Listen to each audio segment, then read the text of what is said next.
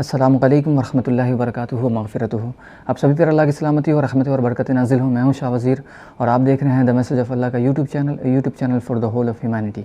एक ऐसा YouTube channel जो कि सारी इंसानियत के लिए बनाया गया है। आगे चलते हैं इस बात की तरफ कि अगर सपोज़ कभी ऐसा होता है कि कभी दो आलिम की बात आप सुन रहे हो या तीन आलिम, तो उन दोनों की बातों में या उन तीनों की बातों में अलग अलग चीज़ें मिलती हैं। दो आलिम की बात रखते हैं, सपोज़ दो इंसान हैं, दो आलिम हैं, आप दोनों की तकरीरें सुनते हैं और दोनों में एक मसला से लेकर के कोई फ़र्क़ा फिर मतलब तफ़रक़ा आता है, मतलब कि उनकी राय कुछ और है एक आलिम की और दूसरे आलिम की राय कुछ और है।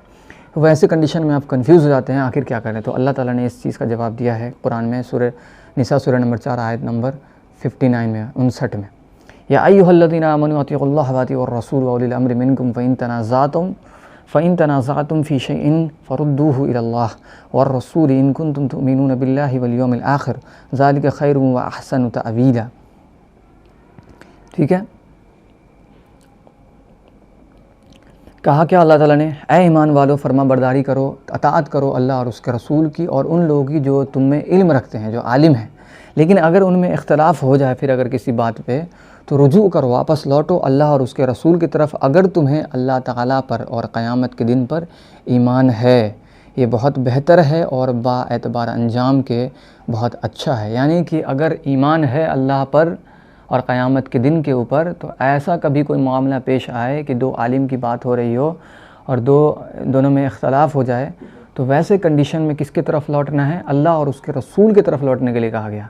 अभी अगर हम लोग इस बारे में बात करेंगे तो कुरान की जो आयतें हैं उसके तरफ हैं, क्योंकि अल्लाह का रसूल है नहीं ज़िंदा, तो हम लोग कहाँ लौटेंगे? अल्लाह की तरफ, यानी कि अल्लाह की किताब की तरफ, और रसूलुल्लाह की तरफ, मतलब रसूलुल्लाह की सुन्नत की तरफ, जो हदीसों में सही हदीस साबित हैं, हम लोग उसकी तरफ लौटेंगे और देखेंगे कि उसमें क्या लिखा हुआ अल्लाह के रसूल की सुन्नत में क्या है। यानी अपने मन से नहीं, और ये भी नहीं करेंगे कि हमारा, अगर हम किसी आलिम को ज़्यादा अच्छा समझ रहे हैं किसी मामले में, तो हम उसको ये नहीं मानने लगेंगे कि ये आलिम जो बोल रहा है बिल्कुल सही बोल रहा है और जो सामने वाला बोल रहा है बिल्कुल गलत बोल रहा है। आपको तहक़ीक़ करनी है, आपको देखना है कि दोनों आलिम में से कौन ज़्यादा सही है बाएतबार कुरान और हदीस के, कौन अल्लाह और उसके रसूल के बात के ज़्यादा करीब है।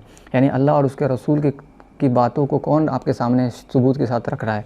यानी एग्जांपल के तौर पे मैं एक सीधा एग्जांपल दे रहा हूँ। मान लीजिए आपने किसी वीडियो को देखा तब फ़िरक़ा के बारे में, और हो सकता है आप मेरे वीडियो को देख रहे होंगे, ठीक है। मैंने आपके सामने जो दलीलें थे आपके सामने पेश की, ठीक, और आपको बाकी दूसरे किसी वीडियो में दलील पेश आई, तो आप मेरी बात को बिल्कुल छोड़ दीजिए। अगर मैंने आपको कोई गलत इन्फॉर्मेशन दी है, अगर आपको मैंने कुरान हदीस से इन्फॉर्मेशन नहीं दिया है, तो आप मेरी बात को लात मार दीजिए और उस बात को मानिए जो अगर सामने वाला इंसान आपको सही दलील से दे रहा है, या अगर मैं सही दलील से दे रहा हूँ तो मेरी बात को मानिए। मेरी बात को मानने का मुराद ये है कि आप कुरान और हदीस को मानिए, ये नहीं कि मेरी बात को मानिए। मैं अगर कुरान और हदीस से बात कर रहा हूँ आपके सामने, में सही दलीलें आपके सामने रख रहा हूँ, तो ही उस बात को मानिए, वरना उसको लात मारिए वैसी चीज़ को।